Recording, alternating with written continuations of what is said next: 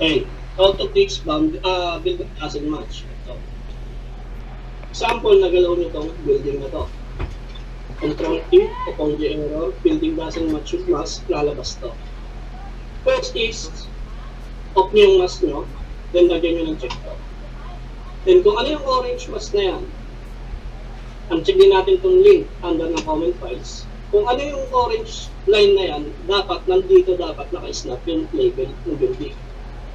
Ang gagawin nyo lang, drag nyo lang ito, dali nyo lang siya sa proper location. Then, control T kayo, wala na yung error. Ganun nakabilis siya.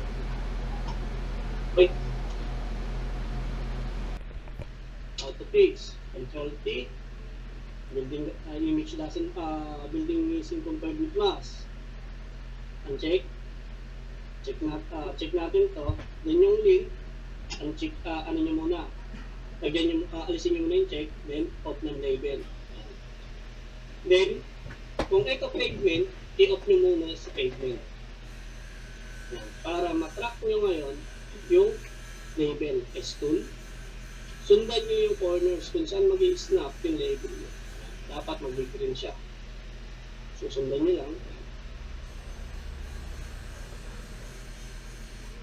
Then, kailangan yan, mag-green siya.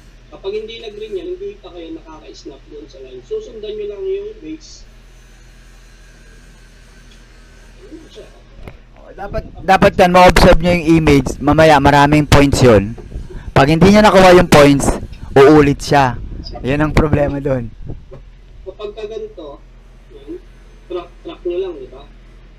O pwede yan, bibitinin nyo muna. O, ganito muna gagawin nyo. Para di masakit pagka bumitaw yung line. Then, S-tool kayo ulit. Mas mabilis. Kumpara kanina, mas matagal. Sundan nyo lang. Then space. Then merge nito. Then, on na natin lahat. F4. Para mag-on lahat. Control T. Wala na itong error na. Ganun lang kabilis ginagawa. Yung building, then nakaganto siya, nakakat. The safety merge it, kahit nakakat yung building na yan, lalabas yung error na to.